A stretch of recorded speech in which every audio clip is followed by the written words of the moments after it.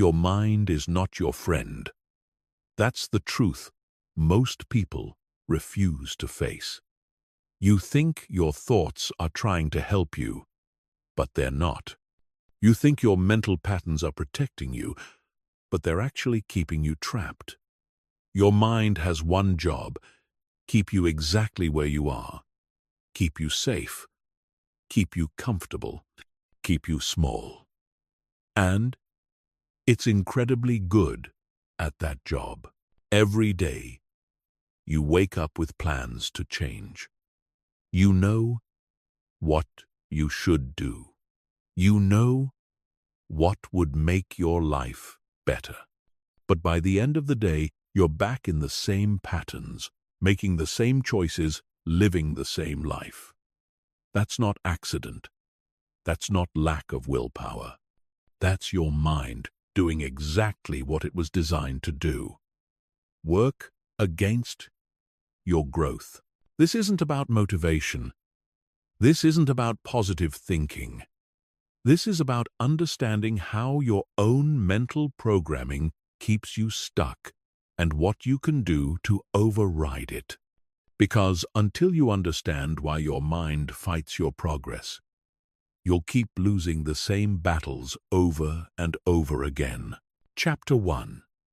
Your brain loves mediocrity more than you love success. Your brain has a favorite state. It's not excellence. It's not growth. It's not achievement. Your brain's favorite state is predictable mediocrity, because predictable means safe, and safe means survival. Your brain doesn't care if you're happy. It doesn't care if you're fulfilled. It only cares that you stay alive. And in your brain's calculation, staying exactly where you are is the safest bet. This is why you can have all the motivation in the world on Sunday night. Plan your entire week, set your goals, and by Tuesday afternoon, you're already falling back into old patterns. Your brain has hijacked your good intentions. It's convinced you that the effort isn't worth it, that you should wait until next week, that this isn't the right time, that maybe you're not cut out for this anyway. Your brain is a master manipulator. It doesn't attack your goals directly. That would be too obvious. Instead, it makes you feel like quitting was your idea. It whispers reasonable-sounding excuses. It points out every obstacle. It magnifies every difficulty. It makes the comfortable choice seem logical, and the growth choice seem impossible. Think about the last time you tried to build a new habit. Maybe it was waking up early.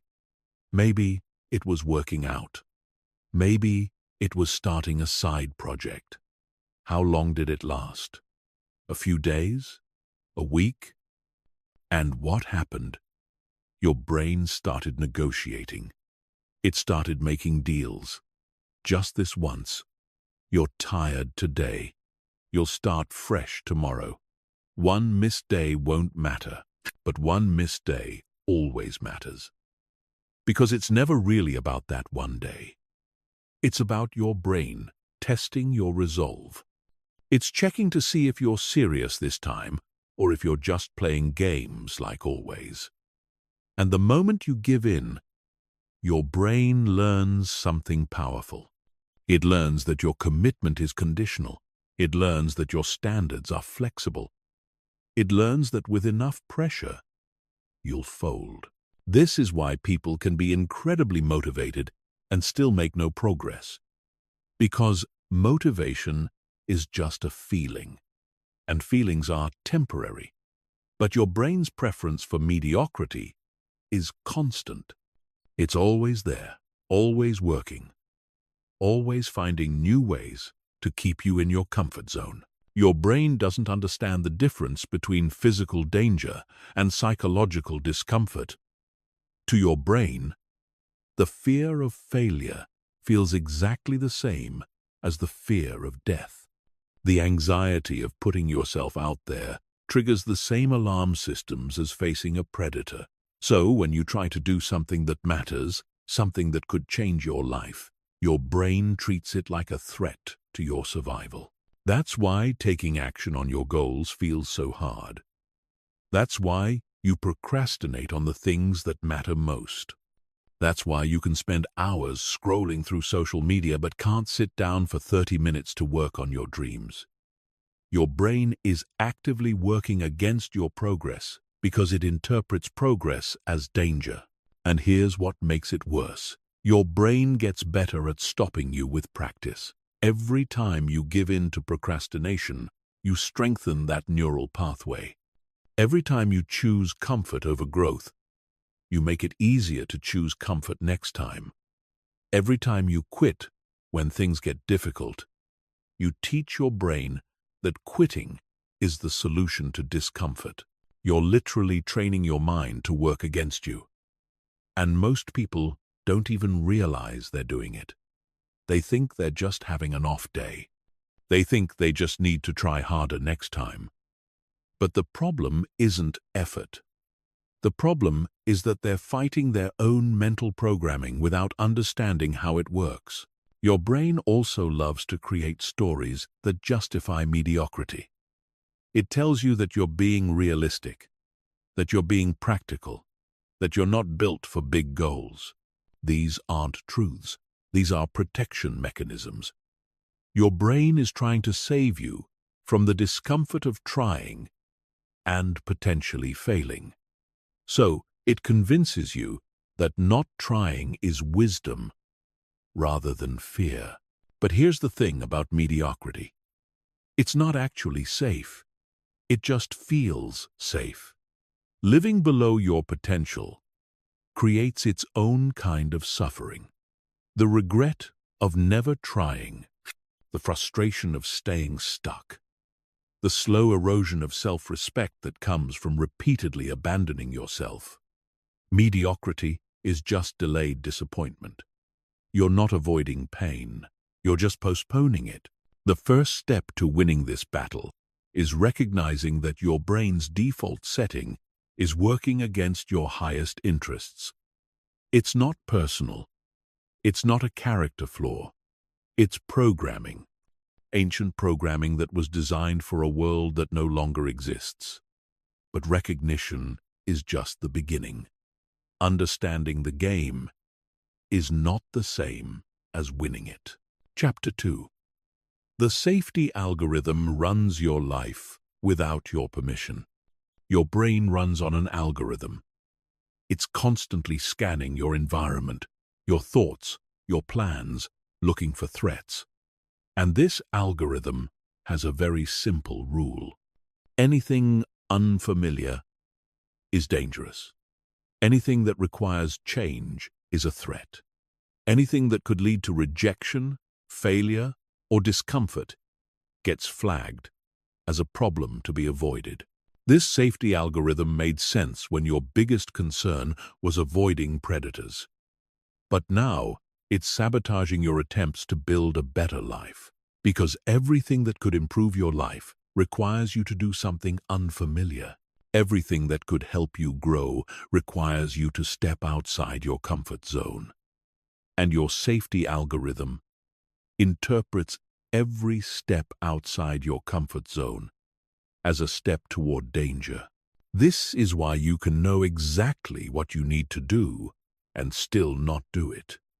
Your logical mind understands that you should eat better, exercise more, save money, learn new skills, have difficult conversations.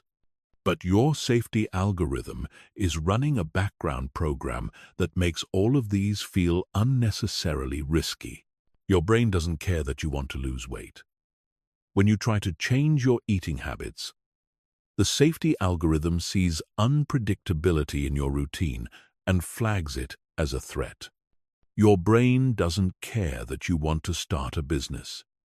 When you think about putting yourself out there, The safety algorithm calculates all the ways you could be rejected or criticized and sounds the alarm.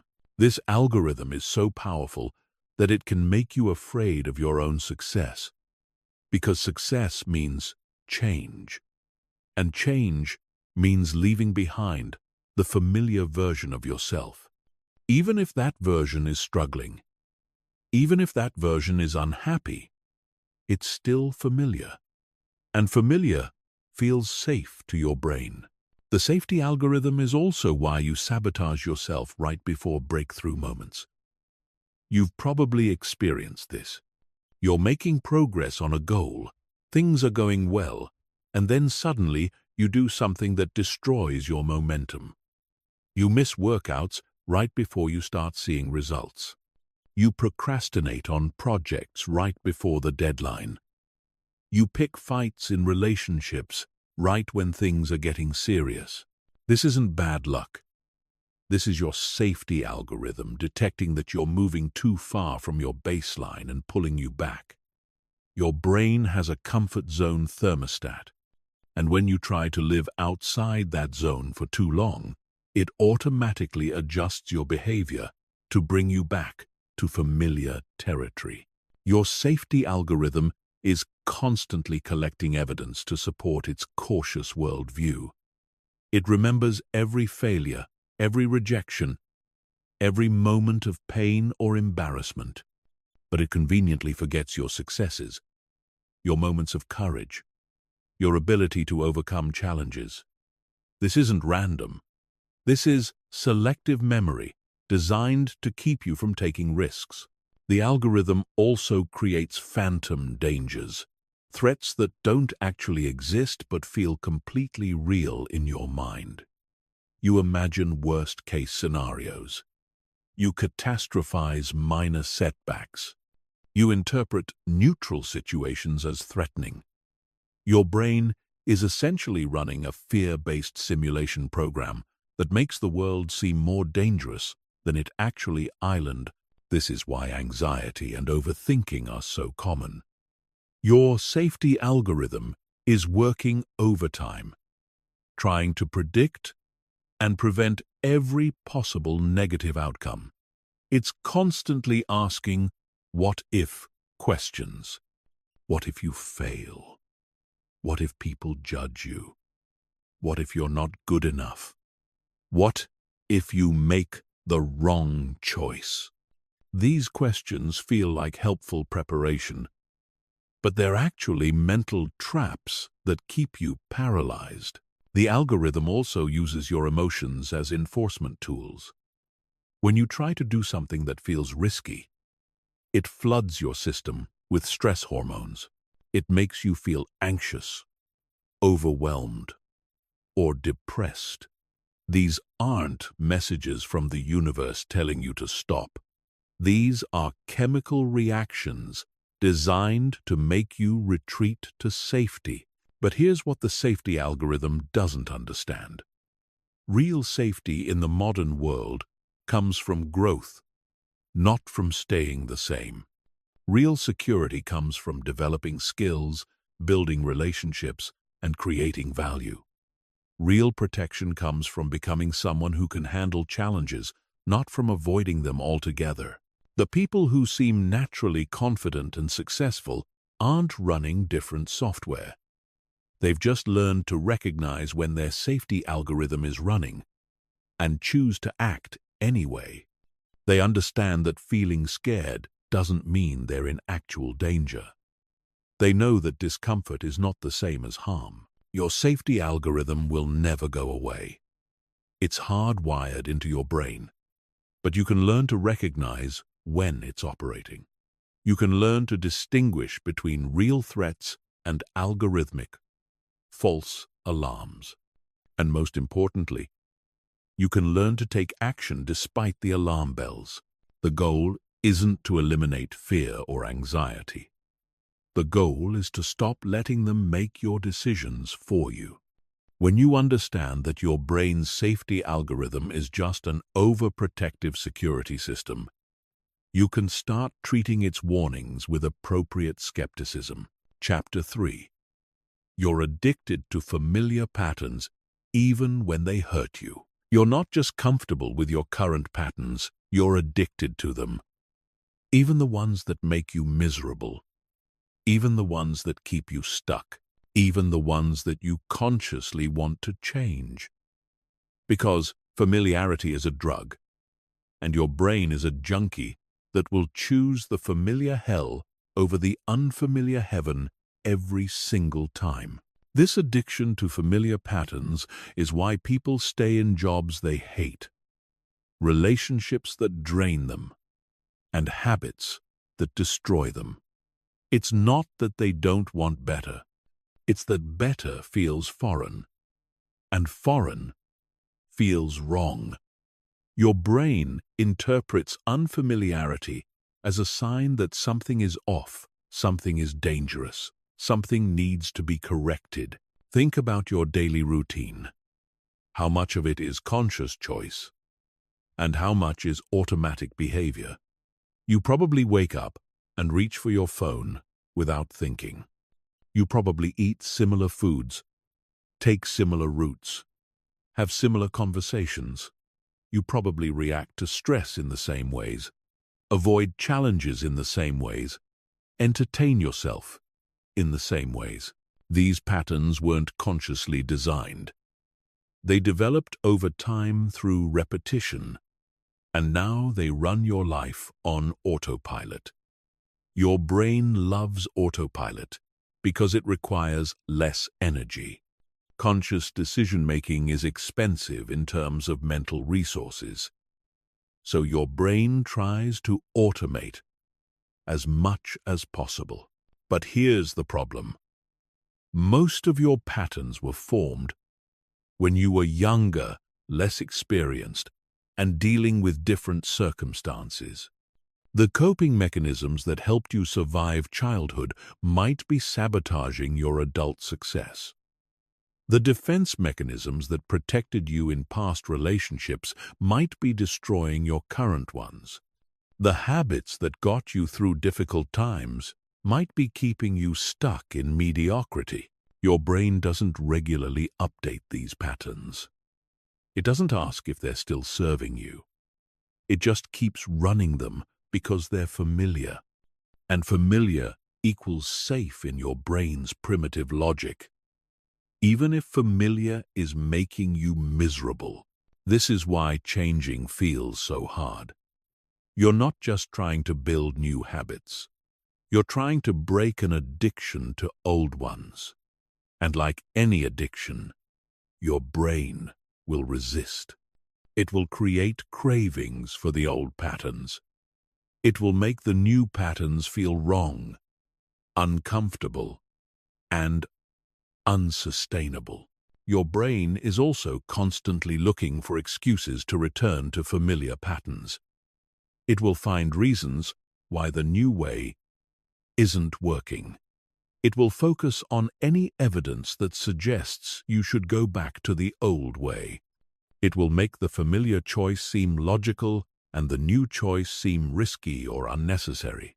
This pattern addiction is strengthened by something called the mere exposure effect. The more familiar something becomes, the more your brain likes it. Even if that something is objectively bad for you, your brain starts to prefer the familiar dysfunction over unfamiliar functionality. This is why people often return to toxic relationships, why they go back to jobs that make them miserable, why they abandon healthy habits and return to destructive ones. It's not because they're weak or stupid. It's because their brain is wired to prefer the known over the unknown, even when the known is harmful. Your patterns also become part of your identity. When you've been doing something the same way for years, changing that pattern feels like changing who you are. And changing your identity triggers every alarm system your brain has.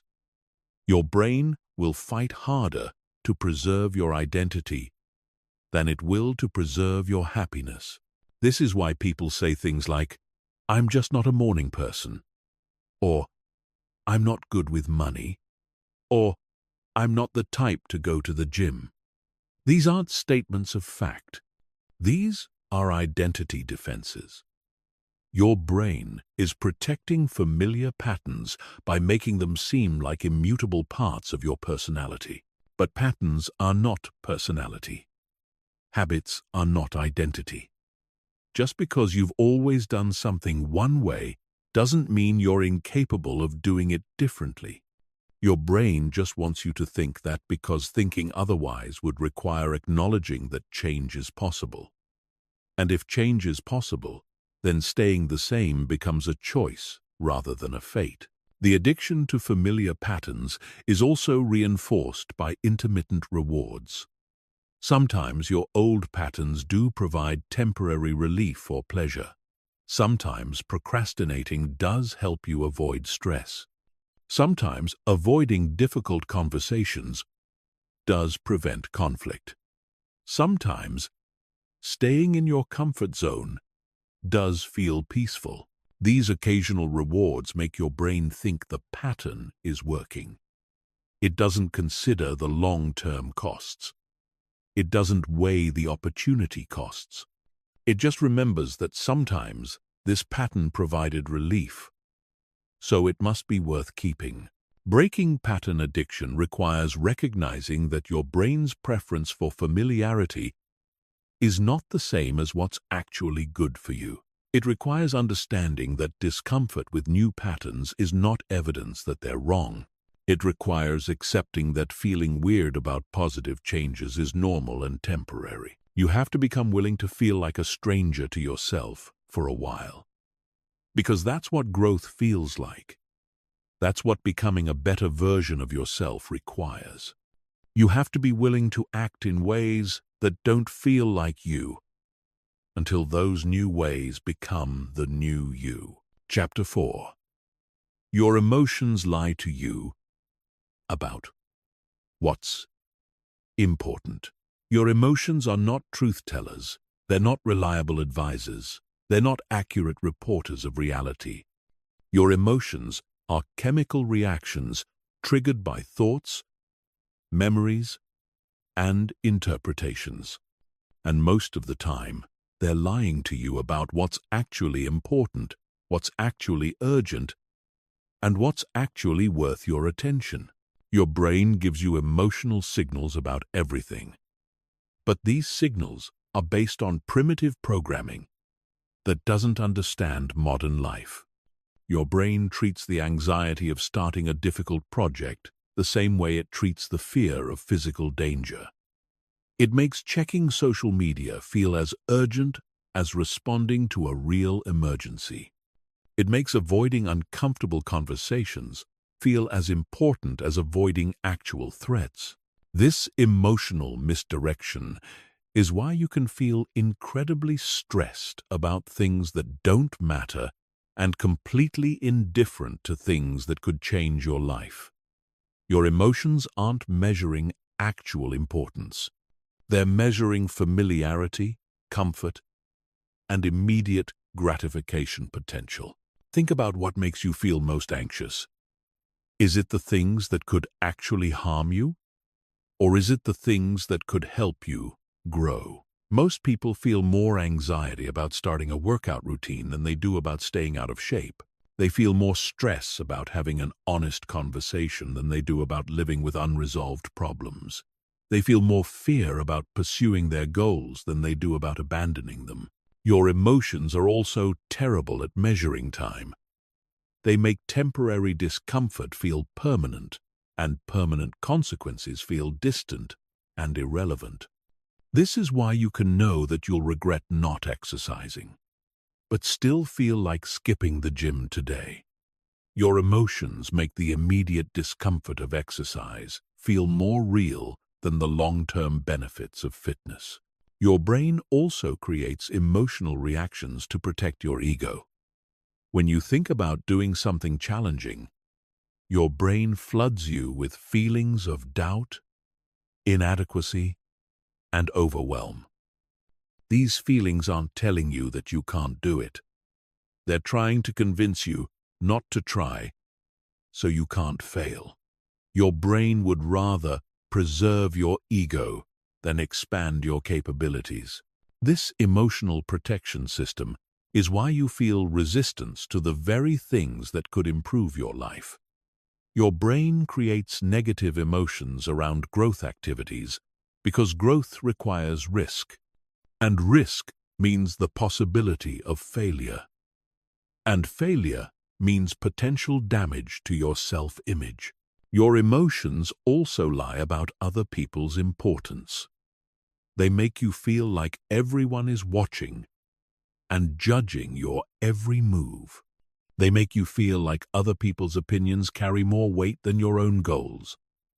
They make you feel like rejection from others is more significant than rejection of yourself. But the truth is, most people are too busy dealing with their own problems to spend much time thinking about yours. Most people are too focused on their own insecurities to judge yours. Most people are too wrapped up in their own lives to care deeply about your choices. Your emotions make you feel like you're constantly on stage, but most of the time you're not even in the audience. Your emotions also create false urgencies. They make you feel like you need to respond to every text immediately, check every notification, react to every piece of news. They make you feel like taking time for yourself is selfish, like saying no is mean, like disappointing others is catastrophic. But most things that feel urgent aren't actually urgent. Most things that feel important aren't actually important. Most things that feel like emergencies are just your emotions overreacting to normal life events. Your emotions have no sense of proportion. They treat everything like a crisis. This emotional dysfunction is why so many people live reactive lives. They're constantly responding to whatever generates the strongest emotional reaction rather than acting on what would actually improve their situation. They're driven by feelings instead of guided by values. Your emotions also lie about your capabilities. They make you feel incapable of handling challenges that you've already overcome before. They make you feel like you don't have the strength, the intelligence, or the resources to succeed. They generate feelings of helplessness, even when you have multiple options available. This is because your emotions are based on how you feel in the moment, not on your actual track record. When you're tired, your emotions tell you that you're always tired. When you're stressed, your emotions tell you that you can't handle stress. When you're struggling, your emotions tell you that you always struggle. But your current emotional state is not an accurate predictor of your future capabilities. Just because you feel overwhelmed today doesn't mean you can't handle challenges. Just because you feel unmotivated right now doesn't mean you're incapable of taking action. Just because you feel stuck at this moment doesn't mean you can't change. Learning to distinguish between emotional reactions and actual reality is one of the most important skills you can develop. You have to learn to feel your emotions without believing them. You have to learn to acknowledge your feelings without letting them make your decisions. Your emotions will always be there. They're part of being human, but they don't have to run your life. You can feel anxious and still take action. You can feel unmotivated and still show up. You can feel doubt and still move forward. Your emotions are just weather passing through your mental sky. They don't have to determine your direction. Chapter 5. Your mind creates stories that justify staying stuck. Your mind is a storytelling machine. It's constantly creating narratives to explain your behavior, your circumstances, and your lack of progress. But these stories aren't designed to be accurate. They're designed to make you feel better about staying exactly where you are. They're elaborate justifications for avoiding growth, change, and discomfort. These stories sound rational. They sound reasonable. They sound like honest self-assessment. But they're actually sophisticated defense mechanisms that protect you from having to take responsibility for your life. Your mind would rather create a compelling story about why you can't change than face the truth that you simply haven't chosen to change. One of the most popular stories is the timing story. Your mind tells you that this isn't the right time to start. You're too busy right now. You have too many other things going on. You'll start when life calms down, when you have more money, when you have more time, when the circumstances are better. But there will never be a perfect time. Life will never calm down. You'll never have unlimited resources. Your mind knows this, but it keeps telling the timing story because it keeps you safely postponing action indefinitely. The timing story is just procrastination dressed up as wisdom. Another common story is the capability story. Your mind tells you that you're not smart enough, strong enough, talented enough, or experienced enough to succeed. It points to your past failures as evidence of your limitations. It compares you to other people who seem more qualified. It creates a narrative that makes inaction seem like realistic self-assessment. But capability isn't fixed. Skills can be developed. Experience can be gained. Intelligence can be applied and improved. Your mind tells the capability story because it doesn't want you to find out what you're actually capable of. Discovery requires risk, and risk feels dangerous. Your mind also loves the victim story. It tells you that your circumstances are uniquely difficult, that other people have advantages you don't have, that the system is rigged against you, that your background, your genetics, your bad luck, or your past experiences make success impossible for someone like you. The victim story is seductive because it removes all responsibility from you. If success is impossible, then failure isn't your fault. If the deck is stacked against you, then not trying becomes reasonable. If you're powerless, then you don't have to feel guilty about staying powerless. But the victim story is also the most dangerous story because it makes you helpless. It strips away your agency. It convinces you that your choices don't matter, that your effort won't make a difference, that you might as well not try. The victim story protects your ego by destroying your power. There's also the perfection story. Your mind tells you that you need to have everything figured out before you start, that you need the perfect plan, the perfect knowledge, the perfect preparation, that starting before you're completely ready is foolish and destined to fail. The perfection story keeps you in permanent preparation mode. You research endlessly. You plan obsessively. You wait for clarity that never comes. You use preparation as a form of sophisticated procrastination. Your mind tells you that you're being responsible and thorough, but you're actually just avoiding the messiness of actually doing something. Your mind creates the busy story too. It tells you that you're working hard, that you're doing everything you can, that you're just overwhelmed with responsibilities. It confuses motion with progress, activity with achievement. It makes you feel productive while ensuring you remain unproductive. The busy story is particularly deceptive because it contains some truth. You probably are busy.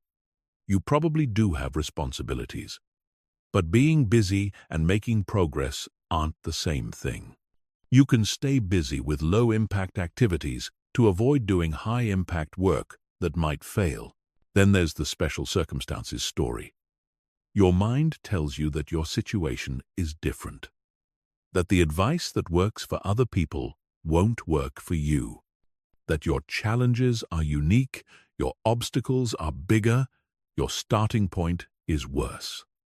This story makes you feel special while keeping you stuck. Every successful person has obstacles. Every person who changed their life had to overcome challenges. Every person who achieved something meaningful started with limitations. Your circumstances aren't as special as your mind wants you to believe.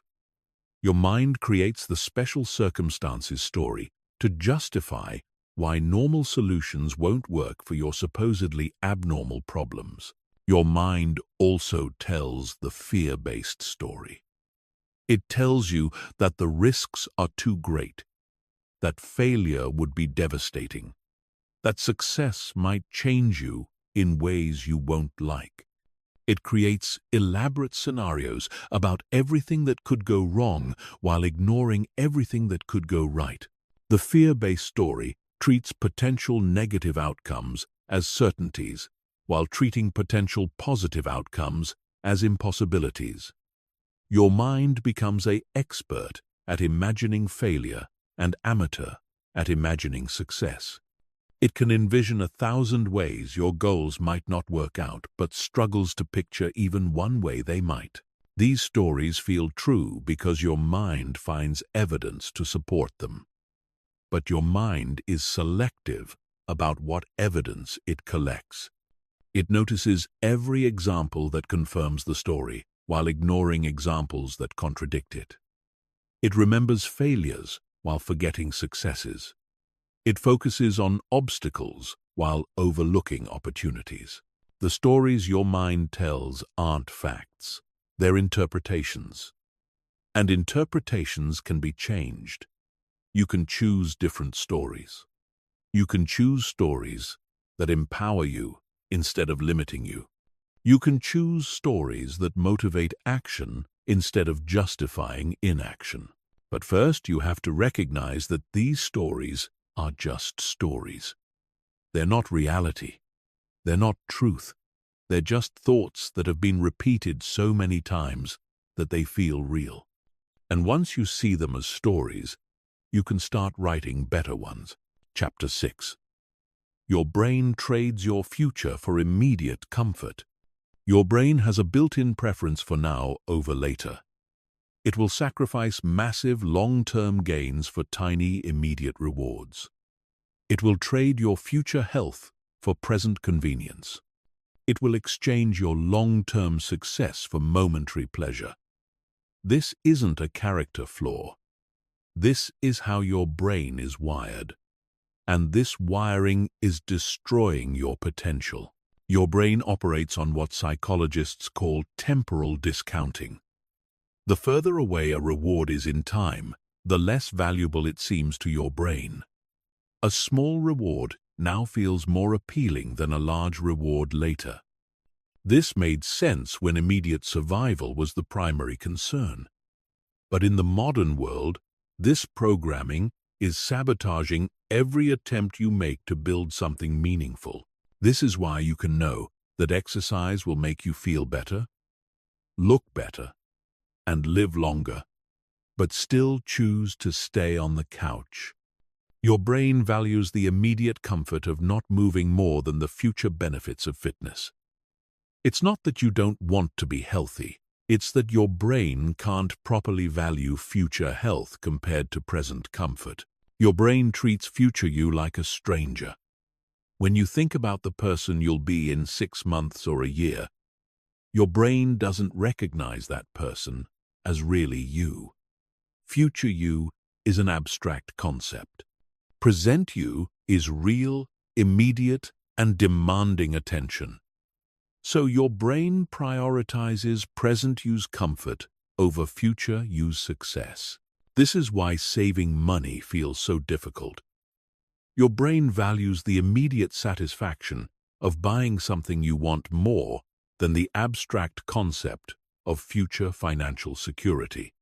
It can't visualize the peace of mind that comes with having savings, but it can very clearly feel the pleasure of making a purchase right now.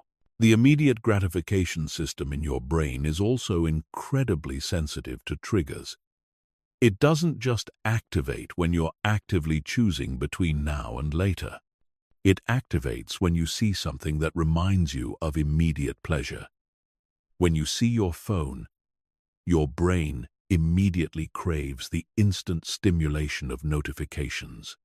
When you smell food, your brain immediately wants the pleasure of eating, regardless of whether you're hungry. These triggers hijack your decision-making process. You're not consciously choosing immediate gratification over long-term success. Your brain is automatically prioritizing immediate rewards before your conscious mind even gets involved in the decision.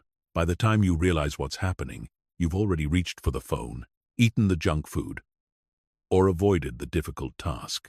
Your brain also creates false urgencies around immediate pleasures. It makes you feel like you need to respond to that text right now, like you need to check that notification immediately, like you need to satisfy that craving before you can focus on anything else. These urgencies aren't real.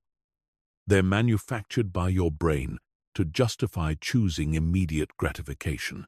But here's what makes this particularly destructive.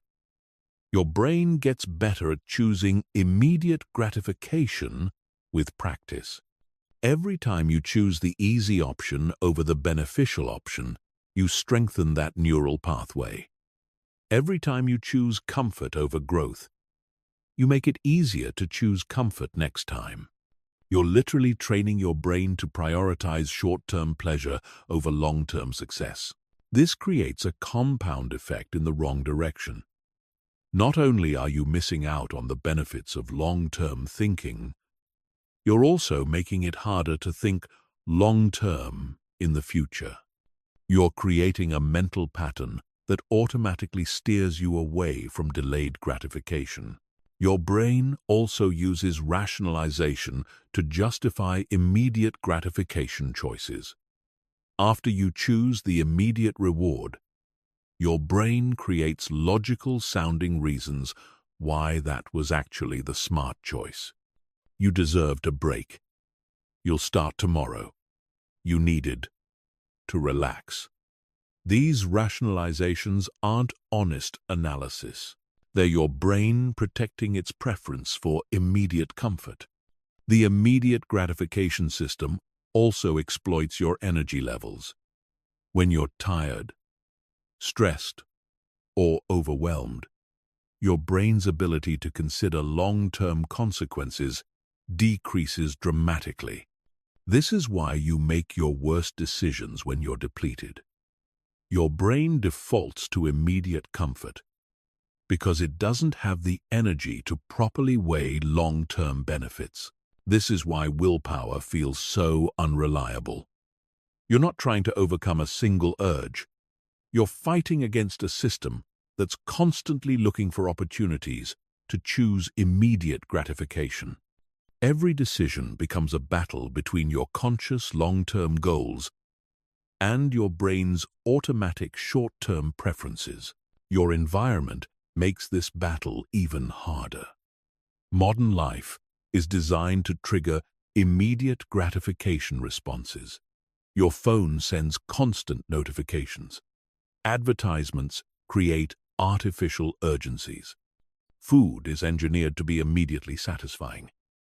Entertainment is designed to be instantly engaging. Everything around you is optimized to activate your brain's now-over-later programming. But understanding this system gives you power over it.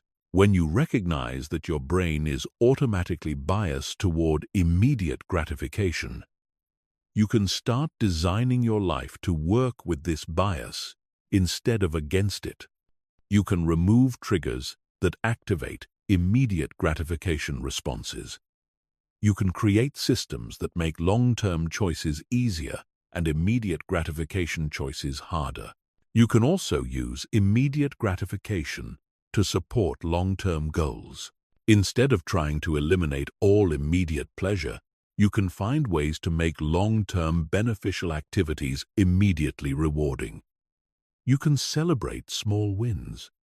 You can track progress. You can find aspects of challenging work that provide immediate satisfaction. The goal isn't to eliminate your brain's preference for immediate rewards. The goal is to stop letting that preference make all your decisions. You can acknowledge the urge for immediate gratification without acting on it. You can feel the pull of comfort without surrendering to it. You can want immediate pleasure while choosing long-term benefit. This requires recognizing that your brain's assessment of what's urgent and important is often wrong. Just because something feels urgent doesn't mean it actually island. Just because something feels important doesn't mean it serves your long-term interests. Just because your brain craves something doesn't mean you need it. Future you is counting on present you to make better choices. Future you is hoping that present you will value long-term success more than momentary comfort. Future you is depending on present you to see past immediate gratification and invest in what actually matters. Don't let future you down by trading their success for present you's comfort. Chapter 7. Your mind negotiates with itself until you give up. Your mind is constantly negotiating with itself. And it's not negotiating in good faith. It's not trying to find the best solution or make the wisest choice. It's trying to find a way to avoid discomfort while still feeling good about itself. Your mind has become an expert lawyer whose only job is to argue you out of doing difficult things. This internal negotiation starts the moment you commit to something challenging. You decide you're going to wake up early, and immediately your mind starts building a case for why sleeping in might actually be better. You commit to a workout routine, and your mind begins collecting evidence for why rest might be more important today. Your mind doesn't attack your goals directly. That would be too obvious. Instead, it uses sophisticated arguments that sound reasonable and responsible. It doesn't say, "Don't work out because it's hard." It says, "You should listen to your body," or "Rest is important for recovery," or "You've been working hard lately. You deserve a break." These negotiations feel like careful consideration. They feel like wisdom. They feel like you're being thoughtful about your choices. But they're actually elaborate schemes to justify choosing comfort over growth. Your mind is working backwards from the conclusion it wants, avoiding discomfort, to create arguments that sound logical. The negotiation process usually follows a predictable pattern. First, your mind questions the importance of the goal. Maybe it's not as necessary as you thought. Maybe you're being too hard on yourself. Maybe it's okay to lower your standards just a little bit. This phase plants seeds of doubt about whether the goal is even worth pursuing. Then your mind moves to timing objections. This isn't the right time. You're too busy today. You have too much stress right now. You should wait until circumstances are better. This phase makes procrastination seem like strategic planning rather than avoidance. Next comes the bargaining phase. Your mind starts making deals with you. You'll do it tomorrow instead. You'll do half of what you planned. You'll start next week. And really commit then. You'll make up for it later. These bargains feel like compromises, but they're actually surrenders disguised as negotiations. If those tactics don't work, your mind escalates to emotional manipulation. It makes you feel guilty for being so demanding of yourself. It makes you feel anxious about the difficulty ahead. It makes you feel overwhelmed by the commitment. It turns doing something good for yourself into a source of stress and self-criticism. Your mind also uses past failures as negotiating tools. It reminds you of other times you tried and didn't follow through. It points out that you've never been consistent with this type of goal before. It suggests that this attempt will probably fail too. So why put yourself through the disappointment? This negotiation process is exhausting. By the time your mind finishes making its case against action, you're already mentally drained. The thing you were supposed to do now feels overwhelming and unnecessary. Giving up feels like relief rather than failure. Your mind has successfully argued you out of your own goals. The negotiations also get more sophisticated over time. Your mind learns which arguments work best on you. If you're motivated by health, it will use health-related justifications for avoiding healthy behaviors. If you're motivated by productivity, it will use productivity arguments for avoiding productive work. Your mind becomes an expert on your own psychological weaknesses. Your mind also creates false deadlines to pressure you into abandoning goals. It makes you feel like if you don't see results immediately, the effort isn't working. It makes you feel like if you miss one day, you've ruined everything. It makes you feel like if you're not perfect from the start, you might as well quit. These artificial deadlines create a sense of urgency around giving up. Your mind makes you feel like you need to decide right now whether to continue or quit. It doesn't give you time to think clearly or consider the long-term consequences of abandoning your goals. It pushes you to make an emotional decision in favor of immediate relief. The negotiation process also exploits your desire to be reasonable. Your mind frames quitting as the rational choice and persistence as stubborn or obsessive. It makes you feel like you're being smart by avoiding unnecessary difficulty. It turns self-discipline into a character flaw rather than a strength. Your mind is particularly good at using external circumstances as negotiating leverage. It points to everything going on in your life as evidence that this isn't the time to pursue challenging goals. Work stress, family obligations, financial concerns, health issues. Everything becomes a reason to postpone growth. But here's the truth about these negotiations. They're not actually trying to help you make better decisions. They're trying to help you avoid decisions altogether. They're designed to create enough doubt and complexity that taking action feels impossible and giving up feels inevitable. The way to win these negotiations is to recognize them as negotiations.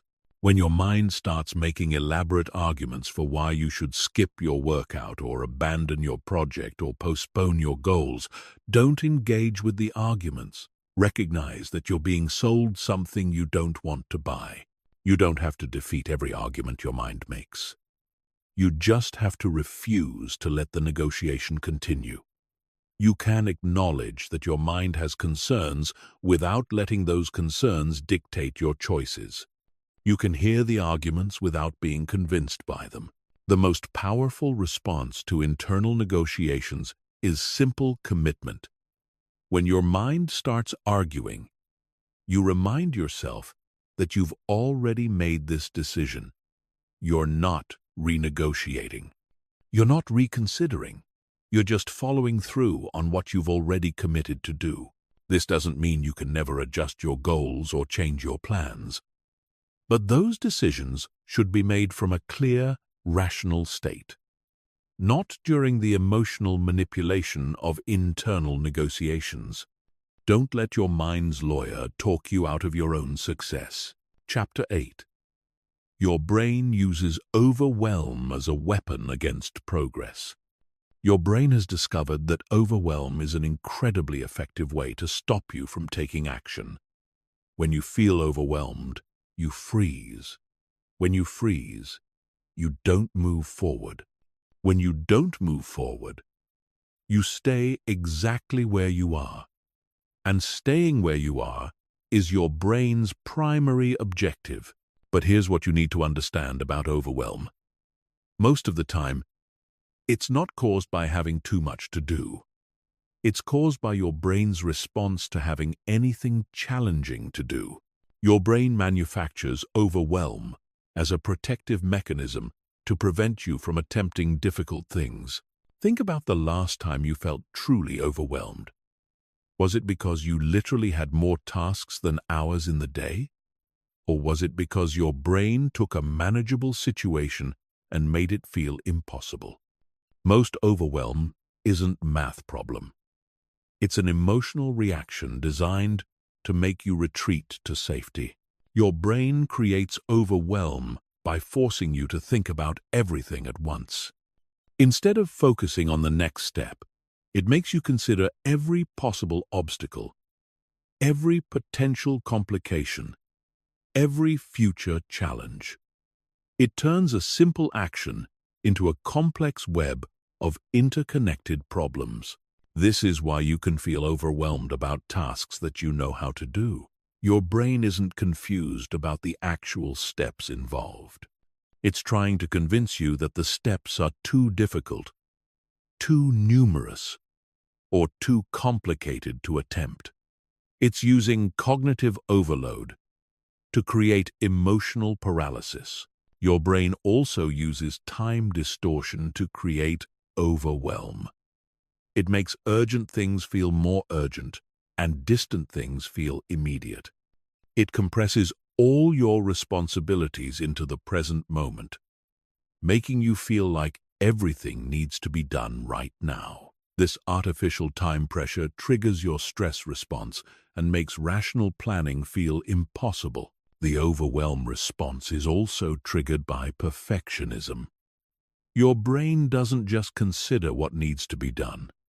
It considers what needs to be done perfectly, completely, and immediately. It doesn't think about good enough. It thinks about ideal outcomes.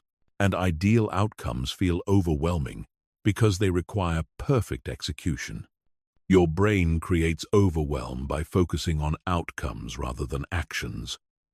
Instead of thinking about what to do next, it fixates on final results. Instead of considering the first step, it contemplates the finished product.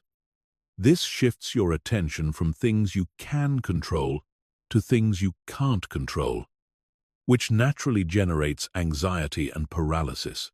Overwhelm is also your brain's way of avoiding accountability. If the situation feels too big to handle, then not handling it becomes reasonable rather than avoidable. If the challenge feels impossible, then not attempting it becomes wisdom rather than fear. Overwhelm provides a socially acceptable excuse for inaction. Your brain maintains overwhelm by refusing to prioritize. It treats every task as equally important and equally urgent. It won't let you focus on one thing because that would mean admitting that other things can wait. And if things can wait, then the situation isn't actually overwhelming, which would remove the excuse for not acting. The overwhelm response also feeds on itself. When you feel overwhelmed, you waste mental energy on anxiety rather than using that energy for problem solving. This makes you less capable of handling challenges, which makes you feel more overwhelmed, which makes you even less capable. It's a downward spiral that your brain uses to justify complete shutdown. Your brain also uses overwhelm to make you dependent on external rescue. When you feel overwhelmed, you start looking for someone else to solve your problems, reduce your responsibilities, or take care of your challenges. This keeps you in a passive position where you don't have to take uncomfortable action. But overwhelm is not an accurate assessment of your situation. It's an emotional hijacking of your rational thinking. When you feel overwhelmed, you're not seeing the situation clearly. You're seeing it through the filter of your brain's safety system, which is designed to make everything feel more dangerous and difficult than it actually is. The antidote to overwhelm is not reducing your responsibilities. It's changing how you think about them. Instead of trying to solve everything at once, you focus on solving one thing. Instead of thinking about perfect outcomes, you think about acceptable progress. Instead of considering every possible complication, you consider the next logical step. Overwhelm dissolves when you stop trying to hold everything in your mind simultaneously. Your brain can't actually multitask effectively. When you try to think about multiple complex things at once, your brain creates the sensation of overwhelm to force you to stop. The solution is to think about one thing at a time. You can also defeat overwhelm by externalizing your thoughts. Instead of trying to keep track of everything mentally, write it down. Instead of trying to plan everything in your head, create a physical list. When your thoughts are external, your brain doesn't have to work so hard to maintain them, which reduces the cognitive load that creates overwhelm. Overwhelm also decreases when you separate what you need to do from when you need to do it. Your brain creates overwhelm by acting like everything needs to happen immediately, but most things don't. When you assign realistic time frames to your responsibilities, the sense of impossible urgency disappears. The most important thing to understand about overwhelm is that it's not a signal to stop. It's not a message that you have too much to do. It's not evidence that your goals are unrealistic. Overwhelm is just your brain's attempt to keep you from attempting challenging things. And you can feel overwhelmed and still take action. Action is actually the best cure for overwhelm. When you start doing something, anything, the paralyzing sense of impossibility begins to fade. Movement creates momentum. Momentum creates confidence. And confidence dissolves the artificial overwhelm that your brain created to keep you stuck. Chapter 9. Your mind uses perfectionism to keep you from starting. Your mind has convinced you that perfectionism is a strength, that having high standards is admirable, that wanting to do things right is responsible. But perfectionism isn't about excellence. It's about avoidance. It's your mind's most sophisticated strategy for preventing you from taking action that might lead to failure, criticism, or discomfort. Real perfectionism isn't about doing things perfectly. It's about not doing things until you can guarantee perfect results. It's about waiting for perfect conditions, perfect knowledge, perfect timing, perfect preparation. And since perfect never comes, perfectionism becomes a permanent excuse for permanent inaction. Your mind uses perfectionism to disguise fear as conscientiousness. When you're afraid of failing at something, your mind convinces you that you need to prepare more, research more, plan more. It makes you feel like you're being responsible and thorough when you're actually just avoiding the risk of imperfect action. This is why people can spend months researching the perfect workout routine but never actually work out. Why they can spend years planning the perfect business but never start one. Why they can endlessly refine the perfect strategy but never implement anything. They're not being careful. They're being controlled by fear disguised as standards.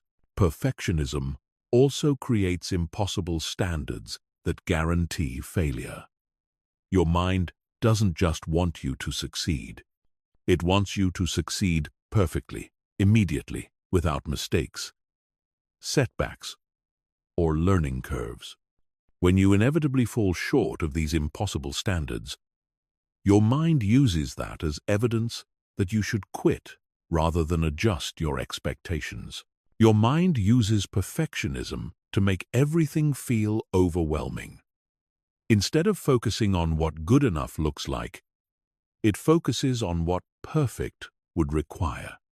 Instead of considering minimal viable progress, it contemplates ideal outcomes.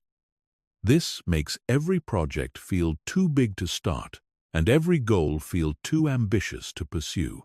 Perfectionism is also your mind's way of avoiding judgment.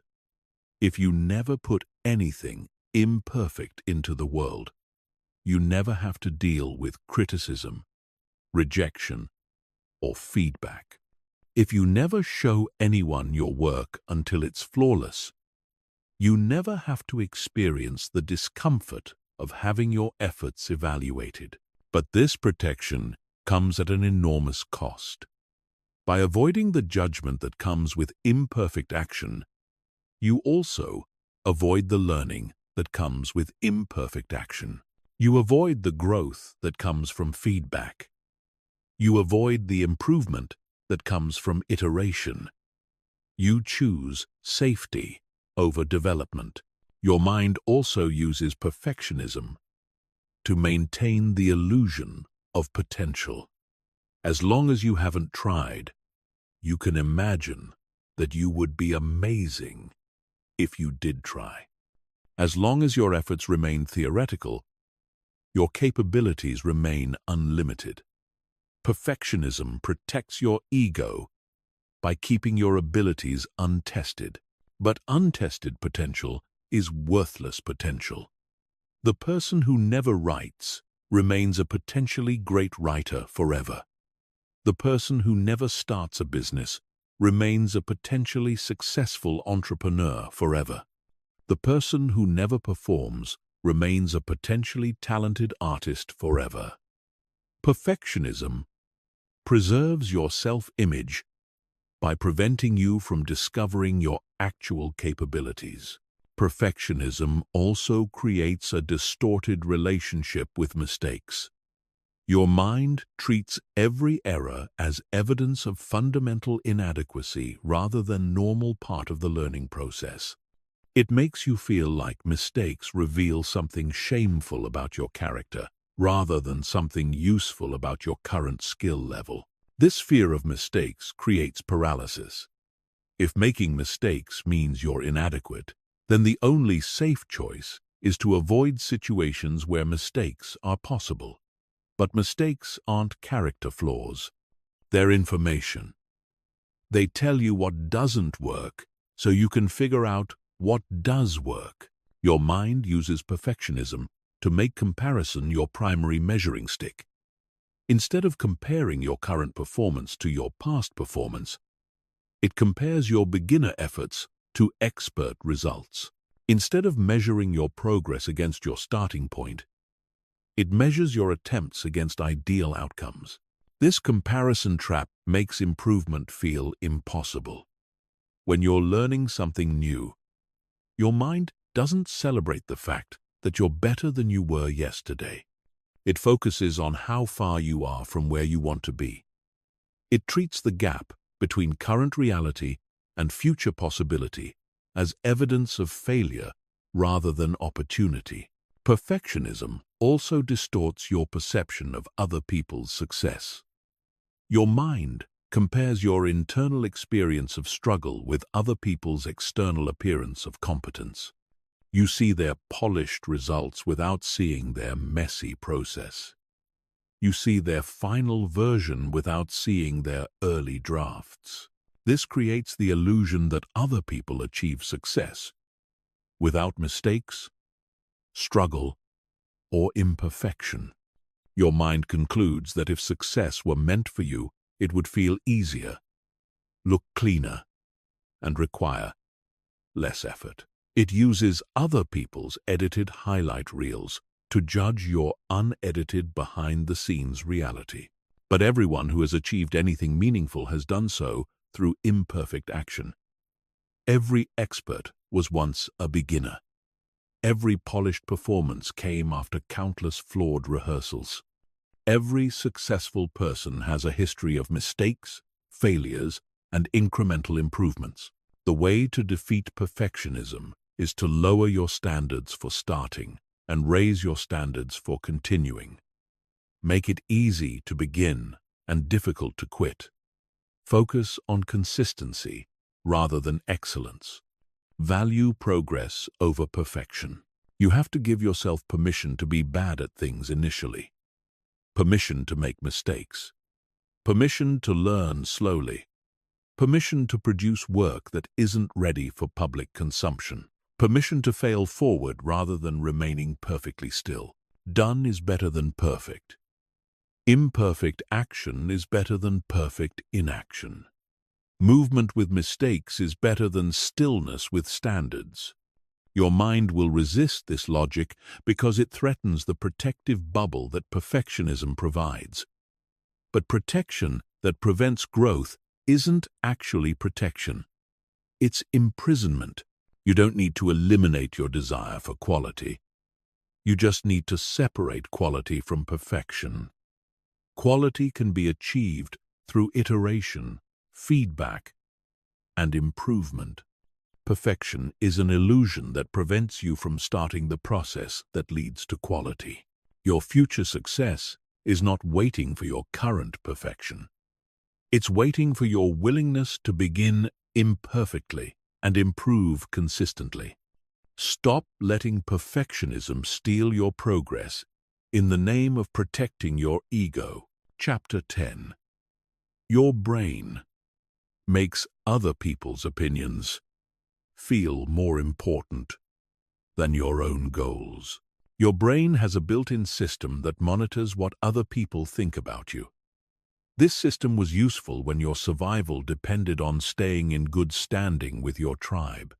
But now this same system is sabotaging your personal growth by making other people's opinions feel more important than your own goals. Your brain treats social rejection like physical danger. When you imagine someone disapproving of your choices, judging your appearance, or criticizing your efforts, your brain activates the same alarm systems that would fire if you were facing a physical threat.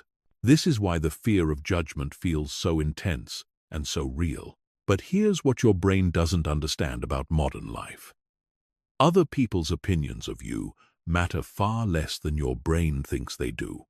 Most people are too busy worrying about their own problems to spend much time judging yours.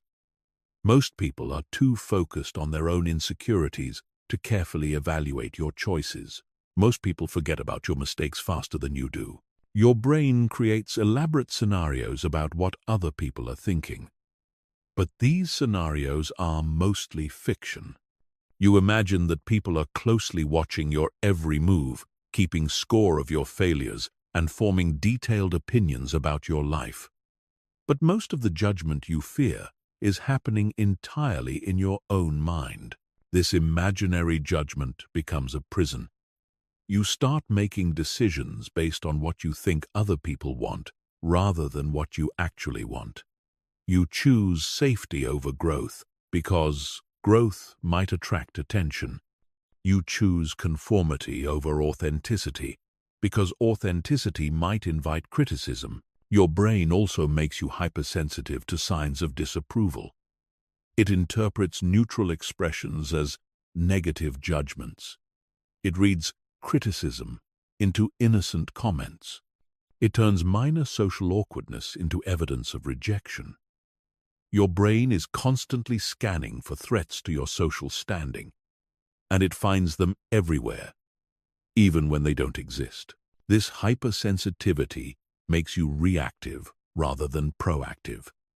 Instead of pursuing your goals directly, you spend your energy trying to manage what other people think. Instead of focusing on your own growth, you focus on avoiding their disapproval. Instead of building the life you want, you build the life you think others will approve of. Your brain also uses other people's opinions to justify avoiding difficult things. If you're afraid of starting a business, your brain will focus on all the people who might think you're being unrealistic. If you're afraid of changing careers, your brain will imagine all the people who might question your judgment. It uses projected criticism as a reason to avoid risk. But most of the criticism you're avoiding doesn't actually exist. And the criticism that does exist often comes from people who aren't living the kind of life you want to live. People who have settled for mediocrity often criticize those who are trying to rise above it. People who have given up on their dreams often discourage others from pursuing theirs. Your brain makes you seek permission from people who aren't qualified to give it. You ask for approval from people who aren't living the life you want. You let people who haven't achieved what you're trying to achieve talk you out of trying. You give decision-making power to people who don't understand your vision or share your values. This external validation seeking becomes addictive. The more you rely on other people's approval to feel good about yourself, the more you need their approval to function. You start needing constant reassurance that you're making the right choices, that you're good enough, that you're on the right track. But external validation is unreliable. People change their minds. People have different standards. People project their own fears and limitations onto your situations. What one person encourages, another person discourages. What one person celebrates, another person criticizes. If you base your choices on other people's opinions, you'll never have consistent direction. Your brain also makes you overvalue the opinions of people who don't support your growth. It gives more weight to one person's criticism than to 10 people's encouragement. It remembers negative comments longer than positive ones. It treats doubt from others as more credible than belief from others. This negative bias makes you feel like everyone is against you, even when most people are either neutral or supportive. Your brain filters out encouragement and amplifies criticism because criticism feels more urgent and threatening. But criticism from people who aren't achieving what you want to achieve is not useful information. The opinions that matter are the opinions of people who have done what you're trying to do. People who have built the kind of life you want to build. People who have overcome the kind of challenges you're facing. People who understand the journey you're on because they've traveled it themselves. But even those opinions should be considered as input, not instructions. Even mentors and successful people can be wrong about what's right for you. Even experts can have blind spots. Even people you admire can have different values, different circumstances, and different definitions of success. The most important opinion is your own. You're the one who has to live with the consequences of your choices. You're the one who knows your values, your circumstances, and your goals. You're the one who will feel the regret if you don't pursue what matters to you. You're the one who will feel the satisfaction if you do. Your brain will always be sensitive to social feedback. That's hardwired into your psychology. But you can learn to distinguish between useful feedback and meaningless noise. You can learn to consider other people's perspectives without being controlled by them.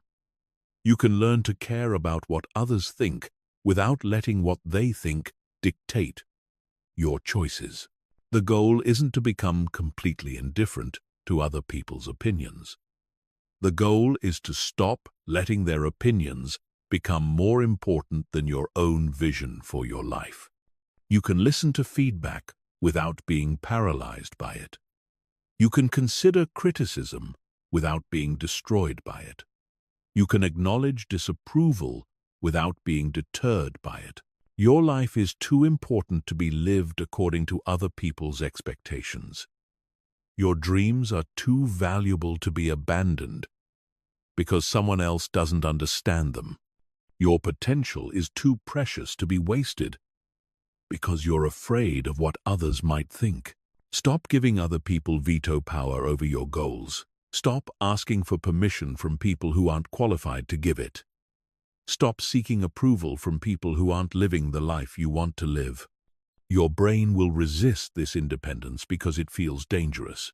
But the real danger is living someone else's version of your life instead of your own. Chapter 11. Your mind uses analysis paralysis to disguise fear as intelligence. Your mind has discovered that endless analysis is the perfect way to avoid action while feeling productive. It can keep you busy researching, planning, and thinking without ever requiring you to actually do anything. Analysis paralysis isn't about being thorough. It's about being afraid. Your mind uses the appearance of careful consideration to hide from the reality of uncomfortable action.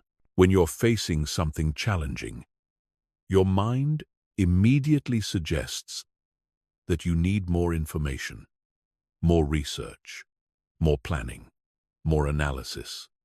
It convinces you that acting without complete information is reckless, that starting without a perfect plan is foolish, that moving forward without considering every possible outcome is irresponsible. But this need for more information is never satisfied. There's always another article to read, another expert to consult, another angle to consider. Your mind keeps moving. The goalposts of what constitutes enough preparation, what started as reasonable due diligence, becomes an infinite loop of information gathering that never leads to action. Your mind uses analysis paralysis because thinking about doing something feels like progress without the risks that come with actually doing something. When you're researching and planning, you feel like you're moving forward. You feel productive. You feel like you're taking your goals seriously. But you're not actually making progress. You're just creating the illusion of progress. This illusion is seductive because it provides all the emotional satisfaction of working toward your goals without any of the vulnerability that comes with real effort. You get to feel like you're pursuing your dreams without risking failure. You get to feel like you're being responsible without facing uncertainty. You get to feel like you're making progress without making yourself uncomfortable. Your mind also uses analysis paralysis to maintain perfectionism. As long as you're still researching and planning, your eventual action can still be perfect. As long as you're still analyzing options, you can still choose the ideal path. But once you start acting, you have to accept imperfection. You have to deal with uncertainty. You have to face the reality that you're figuring things out as you go. The analysis paralysis trap is particularly effective because it exploits your desire to be smart and responsible. Your mind frames endless research as intellectual rigor. It makes you feel like you're being more thoughtful and careful than people who act quickly. It turns procrastination into a virtue and action into recklessness. But intelligence isn't about how much information you can gather. It's about how effectively you can act with the information you have. Smart people don't wait for perfect information because they understand that perfect information doesn't exist. They gather enough information to make reasonable decisions, and then they act while learning more through experience. Your mind creates analysis paralysis by focusing on everything that could go wrong instead of everything that could go right. It makes you research every possible obstacle, every potential complication, every way your plan might fail. It turns reasonable risk assessment into catastrophic thinking that makes action feel impossible. This negative focus creates a distorted view of reality. Your mind becomes an expert on everything that might not work while remaining ignorant about what might work beautifully. It can imagine 100 ways your business might fail, but struggles to envision even one way it might succeed. It can predict every possible criticism of your creative work, but can't picture the positive impact it might have. Analysis paralysis also exploits your fear of regret. Your mind convinces you that making the wrong choice would be devastating, that choosing the imperfect option would be a mistake you'd regret forever, that acting without complete certainty is gambling with your future. But not choosing is also a choice, and the regret of never trying is often worse than the regret of trying imperfectly. Your mind uses analysis paralysis to avoid accountability. As long as you're still deciding, you don't have to take responsibility for results. As long as you're still planning, you don't have to face the possibility of failure. As long as you're still researching, you don't have to confront your actual capabilities and limitations. But this avoidance of accountability is also an avoidance of growth. You can't improve without feedback. You can't learn without experience. You can't develop skills without practice. Analysis paralysis keeps you safely theoretical while preventing you from becoming practically capable. Your mind also creates false complexity to justify extended analysis. It takes simple decisions and makes them seem incredibly complex. It takes straightforward actions and makes them seem impossibly complicated. It turns basic choices into elaborate decision trees that require extensive research to navigate. Most decisions that feel complex are actually quite simple. The complexity is manufactured by your mind to justify avoiding action. Do you want to be healthier? Start eating better and exercising more. Do you want to build a business? Start creating value for people and charging for it. Do you want to improve your relationships? Start having honest conversations and being more present. The specifics matter, but they can be figured out through action. You don't need to analyze your way to perfect clarity. You need to act your way to practical understanding. Real learning happens through doing, not through thinking about doing. Analysis paralysis also uses comparison as a weapon against action. Your mind convinces you that you need to research every possible option before choosing any option.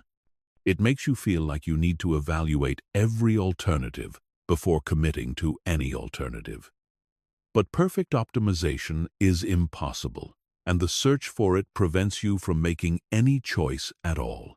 The goal isn't to make the perfect choice. The goal is to make a good choice, and then make it work through effort and adaptation. Most successful people didn't succeed because they made perfect initial decisions. They succeeded because they made reasonable decisions and then executed them well. Your mind uses analysis paralysis to maintain the illusion of control. It makes you feel like gathering more information will give you more control over outcomes.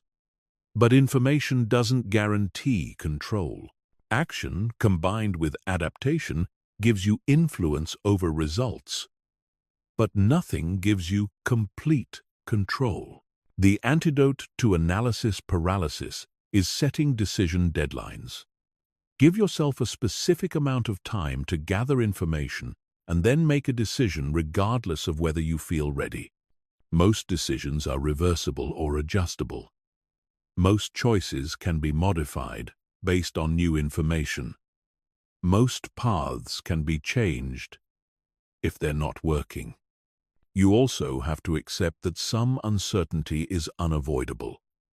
You'll never have complete information. You'll never eliminate all risk. You'll never guarantee perfect outcomes. Acting despite uncertainty isn't reckless. It's how progress happens. It's how growth occurs. It's how you learn what actually works instead of what theoretically might work. Stop using intelligence as an excuse for inaction. Stop using analysis as a substitute for courage.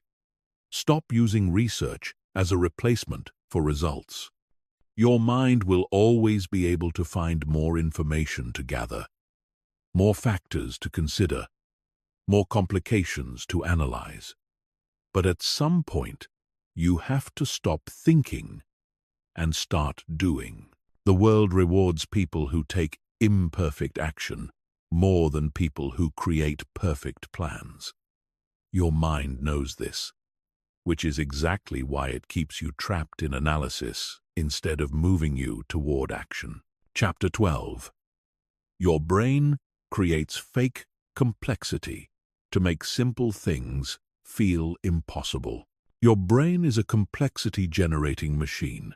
It takes simple tasks and makes them feel complicated. It takes straightforward processes and makes them seem overwhelming. It takes basic actions and makes them appear to require advanced expertise. This artificial complexity is one of your mind's most effective tools for preventing you from taking action. The truth is that most things that could improve your life are fundamentally simple. Losing weight is about eating less and moving more. Building wealth is about spending less than you earn and investing the difference. Improving relationships is about being honest and present.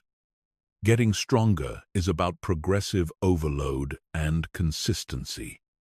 Learning skills is about deliberate practice over time.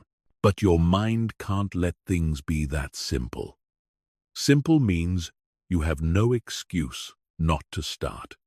Simple means you can't hide behind complexity.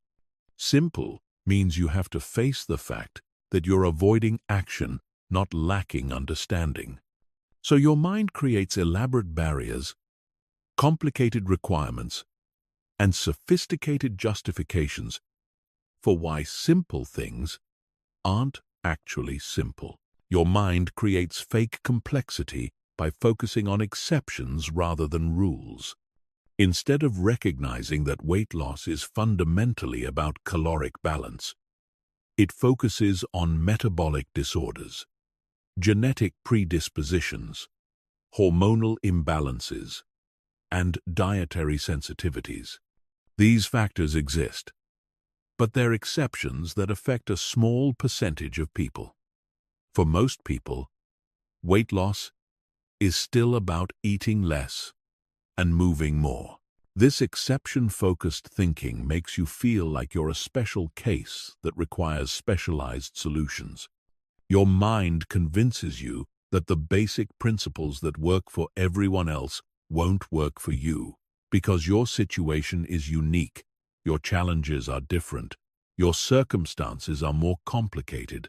Your mind also creates complexity by requiring perfect understanding before action. It makes you feel like you need to understand every mechanism, every variable, every potential complication before you can begin. It turns practical tasks into theoretical dissertations that require extensive study before implementation. But understanding and action are different skills. You don't need to understand how an engine works to drive a car. You don't need to understand nutrition science to eat healthier. You don't need to understand exercise physiology to get stronger. You need enough understanding to begin, and you can develop deeper understanding through experience. Your mind creates complexity by bundling separate actions into overwhelming packages. Instead of thinking about one workout, it thinks about designing a complete fitness program. Instead of thinking about one healthy meal, it thinks about overhauling your entire diet. Instead of thinking about one productive hour, it thinks about restructuring your entire schedule. This bundling makes simple actions feel like massive undertakings. Your mind won't let you just do one push-up. It insists that you need a complete workout plan. It won't let you just eat one healthy meal. It demands a comprehensive nutrition strategy. It turns single actions into complex systems that feel too overwhelming to start. Your mind also creates fake complexity by requiring optimization before action. It makes you feel like you need to find the best possible approach before you can begin any approach. It won't let you start with good enough. It demands that you research the optimal method, the perfect system, the most efficient process. But optimization is the enemy of action. The best approach is worthless if you never implement it. A mediocre plan that you follow is infinitely better than a perfect plan that you never start. Your mind uses the pursuit of optimization to prevent you from making any progress at all. Your mind creates complexity by making you consider every possible variable simultaneously. Instead of focusing on the one or two factors that have the biggest impact, it makes you worry about dozens of minor details. Instead of concentrating on the core principles that drive results, it distracts you with peripheral considerations that barely matter. This overwhelming complexity makes you feel like you need to control everything perfectly before you can control anything at all. But most variables are either outside your control or have minimal impact on your results. The key is identifying the few factors that matter most and focusing your energy there. Your mind also uses fake complexity to justify procrastination. When something feels complicated, delaying feels reasonable. When something seems to require extensive preparation, waiting feels responsible. When something appears to need specialized knowledge, not starting feels prudent. But this complexity is often manufactured. Your mind takes simple actions and invents elaborate prerequisites. It takes basic concepts and wraps them in technical language. It takes straightforward processes and breaks them into unnecessary steps. The complexity creation process is also self-reinforcing. The more you research without acting, the more complex things seem to become. The more information you gather, the more variables you discover. The more you think about something, the more complicated it appears. Analysis without action breeds complexity without clarity. Your mind creates fake complexity because complexity feels safer than simplicity. Complex problems can be endlessly studied. Simple problems demand immediate action. Complex challenges can be postponed indefinitely. Simple challenges can be tackled today. But complexity without action is just sophisticated procrastination. Understanding every nuance of a problem doesn't solve the problem. Knowing every possible approach doesn't require you to choose an approach. Researching every variable doesn't force you to control the variables that matter. The antidote to fake complexity is aggressive simplification. When your mind starts making something feel complicated, ask yourself what the absolute basics are. What's the simplest version of this action? What's the most straightforward approach? What would this look like if you couldn't overthink it? Most complex problems have simple starting points. You don't need to solve everything at once. You don't need to optimize everything immediately. You don't need to understand everything perfectly. You just need to identify the next simple action and take it. Your mind will resist simplification because simplicity removes excuses for inaction. Simple things can be done today. Simple actions can be started immediately. Simple processes can be implemented without extensive preparation. And your mind prefers complexity because complexity provides endless reasons to wait. But simple doesn't mean easy. Simple means clear. Simple means direct.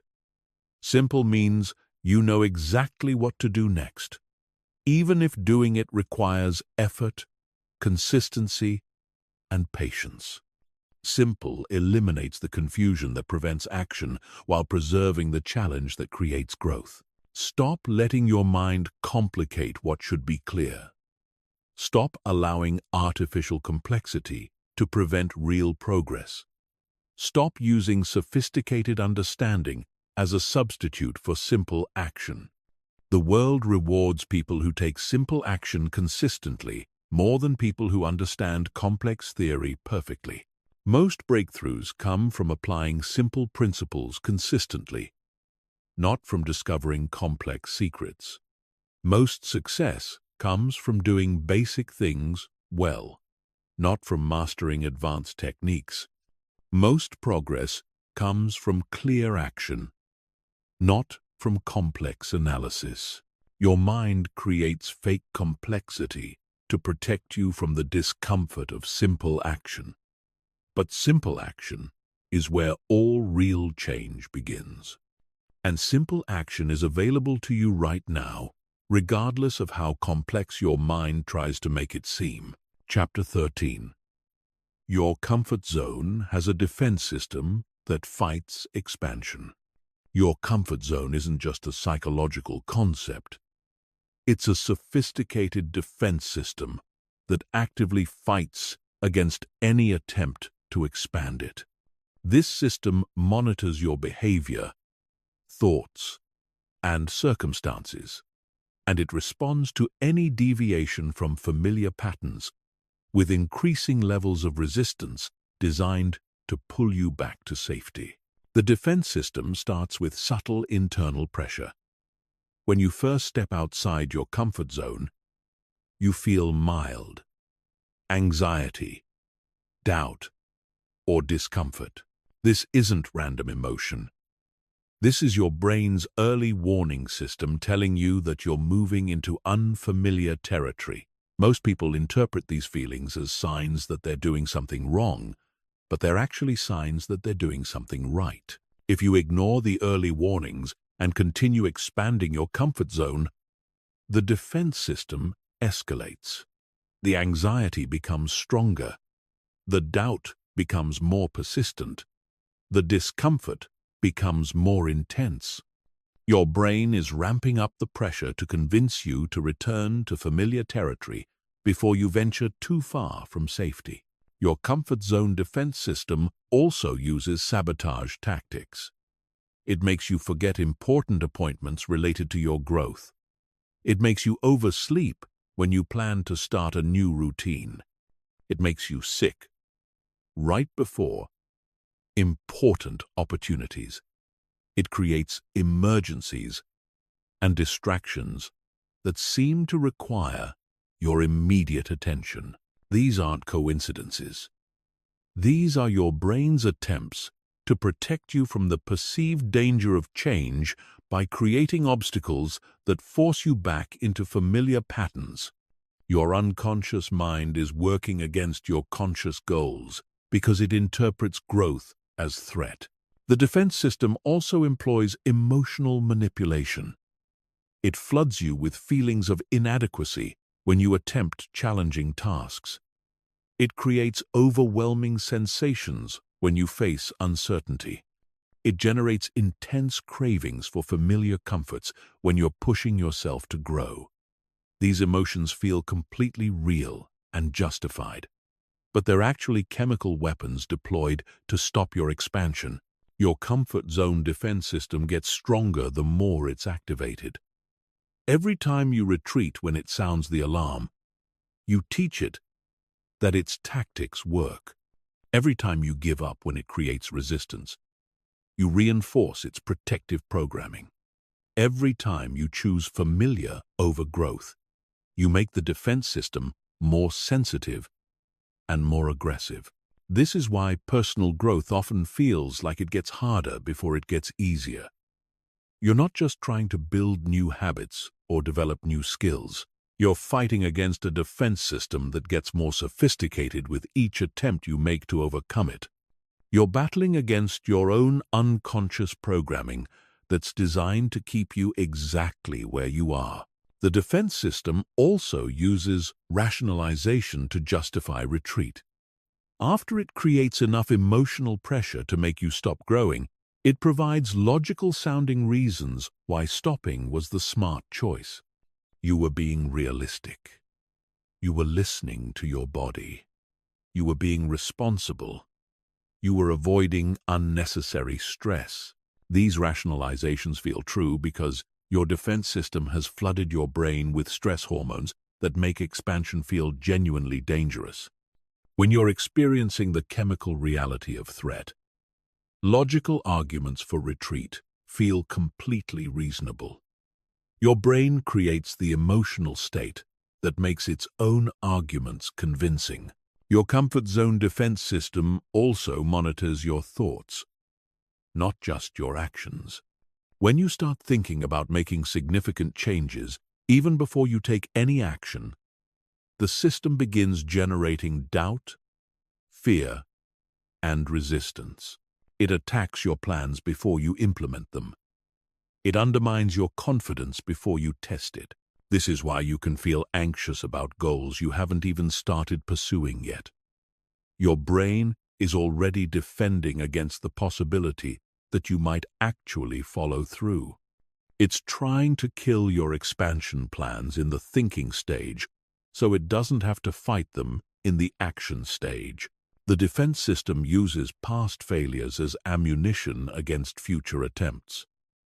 It reminds you of every time you tried to change and didn't sustain it. It points to previous setbacks as evidence that this attempt will also fail. It uses your history as proof that expansion is futile and retreat is wise. But past failures don't predict future outcomes. Past setbacks don't determine future capabilities. Past struggles don't define future potential. Your defense system uses selective memory to make previous difficulties seem more significant than they actually were, while ignoring evidence of your ability to overcome challenges. Your comfort zone defense system also creates false urgencies that pull you back to familiar territory. It makes old problems suddenly seem critical. It makes comfortable activities suddenly seem essential. It makes familiar relationships suddenly seem needy. It creates the illusion that you can't afford to focus on growth because other things require your immediate attention. These urgencies are manufactured. Your brain creates them because it knows you'll abandon expansion to handle what feels urgent. It makes comfortable activities feel important, so you'll choose them over uncomfortable growth activities. The defense system also uses comparison as a weapon against expansion. When you're pushing yourself to grow, it shows you people who seem to be succeeding without effort. It makes you feel like growth should be easier if you were really meant to succeed. It uses other people's apparent ease to make your struggle feel like evidence of inadequacy. But everyone who expands their comfort zone faces resistance. Everyone who grows confronts their defense system. Everyone who changes has to overcome the pullback to familiar territory. The difference between those who succeed and those who don't isn't the absence of resistance. It's the willingness to continue despite resistance. Understanding your comfort zone defense system gives you power over it. When you recognize resistance as a normal response to growth rather than evidence that you should stop, you can continue expanding despite the discomfort. When you understand that emotional pressure is just your brain trying to keep you safe, you can feel the pressure without surrendering to it. The goal isn't to eliminate your comfort zone defense system. It's hardwired into your brain and serves important protective functions. The goal is to recognize when it's operating and choose to expand anyway. You can acknowledge the resistance without being controlled by it. You can feel the discomfort without retreating from it. Every time you push through the resistance and continue expanding despite your defense system's protests, you teach your brain that growth is safe. You demonstrate that expansion doesn't lead to destruction. You prove that you can handle uncertainty, discomfort, and challenge. Over time, your comfort zone naturally expands to include the new territories you've consistently occupied. What once triggered intense resistance becomes normal and comfortable. What once felt dangerous becomes familiar and safe. Your defense system adapts to your new reality and begins protecting your expanded capabilities instead of fighting them. But this adaptation only happens if you consistently push through the initial resistance. If you retreat every time your defense system activates, it never learns that expansion is safe. If you give up every time you feel uncomfortable, your comfort zone never grows. The only way to expand your comfort zone is to consistently do things that activate its defense system and continue doing them until the system adapts. Chapter 14. How to recognize when your mind is lying to you. Your mind lies to you constantly, not maliciously, but protectively. It distorts reality, manufactures excuses, and creates false narratives to keep you safe from discomfort, failure, and change. Learning to recognize these lies is essential for taking control of your life, because you can't make good decisions based on false information. The first category of lies your mind tells is about time. It tells you that you don't have enough time to pursue your goals, that you're too busy with other responsibilities, that you'll have more time later when circumstances change. But when you actually track how you spend your time, you discover hours of wasted activity every day. Your mind lies about time because time scarcity is a perfect excuse for inaction. If you truly don't have time, then not pursuing your goals becomes reasonable rather than avoidable. But the truth is, you have the same amount of time as everyone else. You just choose how to use it. And your mind helps you choose comfort over growth by lying about availability. Your mind also lies about your energy levels. It tells you that you're too tired to exercise, too drained to work on important projects, too exhausted to take on new challenges. But then you somehow find energy for entertainment, social media, and activities that don't require growth. Your mind isn't reporting actual energy levels. It's reporting enthusiasm levels for different types of activities. You have energy for what excites you and limited energy for what challenges you. This isn't because challenging activities are more physically demanding. It's because your mind allocates energy based on comfort rather than importance. It lies about being tired to steer you away from growth activities and toward familiar activities.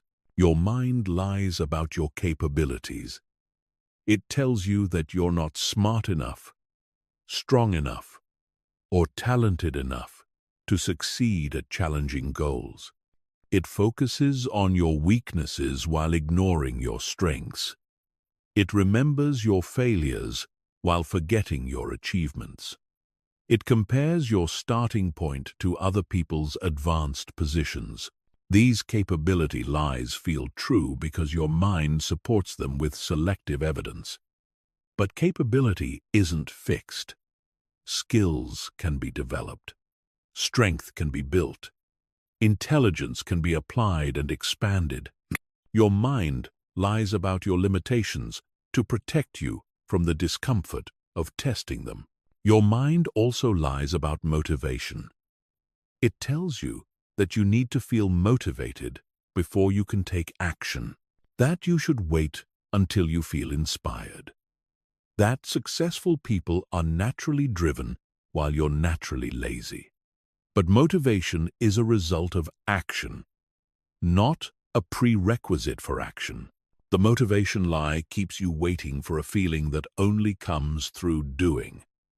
Your mind knows that if you wait for motivation, you'll wait forever. It uses the motivation lie to ensure you never start the cycle of action that creates the motivation to continue. Your mind lies about perfectionism by telling you it's a strength. It says that having high standards is admirable, that wanting to do things right is responsible, that waiting until you can do something perfectly is wise. But perfectionism isn't about excellence. It's about avoidance disguised as conscientiousness. Your mind lies about timing by telling you that now isn't the right time, that you should wait until you have more money, more knowledge, more support, better circumstances.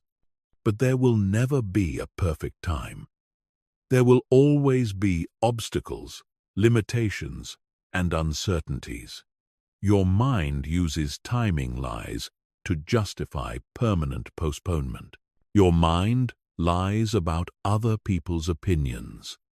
It tells you that everyone is watching and judging your efforts, that people will think you're foolish for trying. That criticism from others is devastating and should be avoided. But most people are too busy with their own lives to closely monitor yours. The opinion lies make you live for imaginary approval from people who aren't paying attention. Your mind creates elaborate scenarios about judgment that mostly exists in your own head. It makes you choose safety over authenticity to avoid criticism that probably won't come from people whose opinions probably don't matter. Your mind also lies about failure. It tells you that failure is devastating, permanent, and reflects your fundamental inadequacy. That making mistakes reveals your limitations. That setbacks prove you should quit. But failure is information, not identity. Mistakes are learning opportunities, not character flaws. The failure lies make you avoid risk instead of managing it. Your mind treats all failure as equally devastating when most failure is temporary and recoverable. It makes you fear consequences that are usually far less severe than imagined. Your mind lies about complexity by making simple things seem complicated.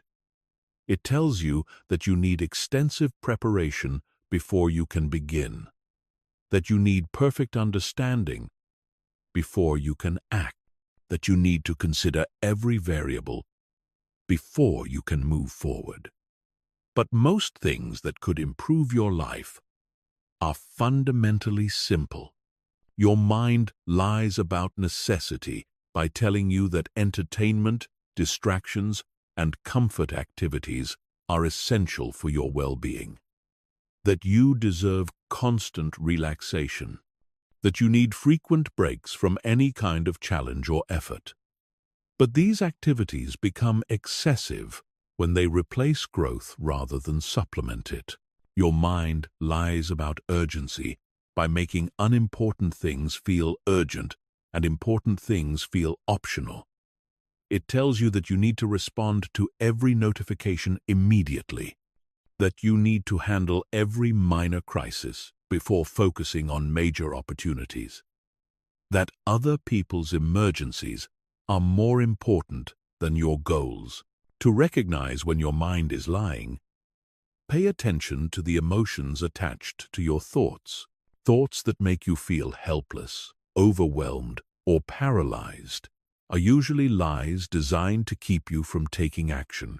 Thoughts that make challenging things feel impossible are usually lies designed to keep you in your comfort zone. Also notice when your thoughts are absolute. Your mind lies in extremes. It tells you that you always fail, never succeed, can't do anything right. Real assessment acknowledges both strengths and weaknesses, successes and failures, progress and setbacks. Absolute thinking is usually protective lying. Pay attention to thoughts that come with elaborate justifications. When your mind works hard to convince you of something, it's usually trying to sell you a lie. Truth doesn't need complex arguments. Lies require sophisticated reasoning to make them seem believable. Notice when your thoughts focus only on obstacles while ignoring opportunities. When your mind only shows you what could go wrong while hiding what could go right. When it only remembers failures while forgetting successes. This selective attention is a sign that your mind is lying to protect you from risk. The key to overcoming mental lies is not to fight them, but to recognize them. You don't have to believe every thought you think. You can observe your thoughts without being controlled by them. You can acknowledge your mind's protective instincts without letting them make your decisions. When you catch your mind lying, ask yourself what truth it might be trying to protect you from. What action is it trying to prevent? What growth is it trying to avoid? Usually, the thing your mind is lying to protect you from is exactly the thing you need to do. Chapter 15. Reprogramming your mental operating system. Your mind runs on an operating system that was installed without your permission and hasn't been updated in years. This system is full of outdated programming, protective subroutines, and automatic responses that worked in different circumstances but now limit your potential. Reprogramming this system isn't about positive thinking or willpower.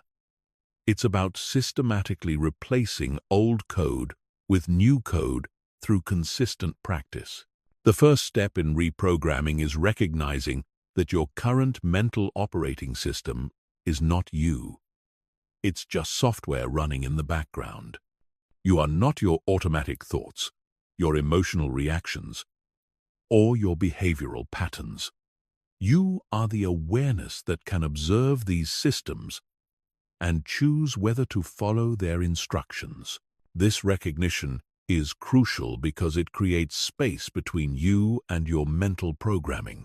When you realize that anxious thoughts are just old security software running unnecessarily, you can choose not to take those thoughts seriously. When you understand that procrastination is just outdated protection code, you can override it with better programming. Reprogramming starts with interrupting automatic patterns.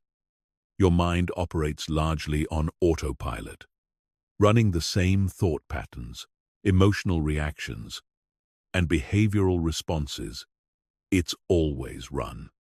To install new programming, you have to catch these automatic patterns when they start and consciously choose different responses. This interruption process requires constant vigilance in the beginning. You have to become aware of your automatic thoughts about challenges, setbacks, and opportunities. You have to notice your automatic emotional reactions to discomfort, uncertainty, and criticism. You have to catch your automatic behavioral responses to stress, boredom, and fear. Every time you catch an automatic pattern and choose a different response, you're writing new code. Every time you feel fear about taking action and take action anyway, you're programming courage. Every time you feel resistance to difficult work and do the work anyway, you're programming discipline. Every time you feel like quitting and continue instead, you're programming persistence. The new programming has to be installed through repetition. Your brain learns through pattern recognition. When you consistently respond to similar situations in new ways, your brain starts to recognize the new pattern and make it the default response. What feels difficult and conscious at first becomes automatic and unconscious with enough practice. But here's what most people don't understand about reprogramming. The old software doesn't disappear. It's still there, running in the background, ready to take control when your conscious attention wavers. This is why you can make significant progress, and then suddenly find yourself back in old patterns when you're tired, stressed, or distracted. Effective reprogramming requires overwriting old patterns, not just adding new ones. You can't just install confidence software while fear software continues running. You can't just add discipline programming while procrastination programming remains active. You have to systematically replace old code with new code. This replacement process involves questioning the assumptions built into your old programming. Your mind operates on beliefs about what's safe, what's possible, what's important, and what's necessary. Many of these beliefs were formed when you were younger and less capable, but they continue running your mental operating system as an adult. You have to examine these foundational beliefs and update them based on your current reality. The belief that failure is devastating might have protected you as a child, but it limits you as an adult. The belief that other people's opinions determine your worth might have helped you fit in socially, but it prevents you from pursuing authentic goals. Reprogramming also requires installing new default responses to common triggers. Instead of automatically choosing comfort when faced with discomfort, you program yourself to automatically choose growth. Instead of automatically avoiding when faced with fear, you program yourself to automatically investigate. Instead of automatically quitting when faced with difficulty, you program yourself to automatically persist. These new default responses have to be programmed through deliberate practice in low-stakes situations. You can't wait until you're facing major challenges to test new programming. You have to practice the new responses in daily situations so they become automatic when bigger opportunities arise. Successful reprogramming also requires updating your identity programming. Your mind has code that defines who you are, what you're capable of, and what you do in different situations. If your identity programming says you're not a disciplined person, your mind will sabotage attempts at discipline to maintain consistency with your self-image. Identity reprogramming happens through action, not affirmation. You don't become disciplined by repeating that you're disciplined. You become disciplined by consistently choosing disciplined actions until discipline becomes part of your automatic identity programming. You don't think your way into a new identity. You act your way into it. The reprogramming process also requires installing better decision-making algorithms. Your current programming might prioritize short-term comfort over long-term benefit, or immediate gratification over delayed satisfaction. You need to install programming that automatically weighs long-term consequences, considers opportunity costs, and chooses based on values rather than feelings. Better decision-making programming comes from consistently asking better questions. Instead of asking, "How do I feel about this?" you ask, "What would the person I want to become do in this situation?" Instead of asking, "What's the easiest option?" you ask, "What's the best option for my long-term goals?" Instead of asking, "What if I fail?" you ask, "What if I succeed?" Reprogramming your mental operating system also means installing better error handling protocols. Your current programming might interpret setbacks as reasons to quit, mistakes as evidence of inadequacy, and criticism as a tax on your worth. You need programming that interprets setbacks as learning opportunities, mistakes as valuable feedback, and criticism as useful information. The new error handling protocols help you recover faster from inevitable failures and setbacks. Instead of crashing when things go wrong, your mental system automatically looks for lessons, adjustments, and improvements. Instead of interpreting difficulties as signs to stop, your system interprets them as signs to adapt. Effective reprogramming requires patience with the installation process. New mental programming doesn't install overnight. It takes consistent practice over time for new patterns to become automatic. You have to be willing to consciously choose new responses repeatedly before they become unconscious defaults. But here's what makes the effort worthwhile. Once new programming is fully installed, it runs automatically. You don't have to think about being disciplined. You don't have to force yourself to take action. You don't have to fight against old patterns. The new programming handles these decisions for you. A fully reprogrammed mental operating system automatically chooses growth over comfort, action over procrastination, persistence over quitting. It interprets challenges as opportunities, setbacks as learning experiences, and criticism as useful feedback. It operates from abundance rather than scarcity, possibility rather than limitation, strength rather than fear. This reprogramming is the most important work you can do. It's the foundation that makes all other improvements possible. When your mental operating system is working for you instead of against you, every other goal becomes achievable.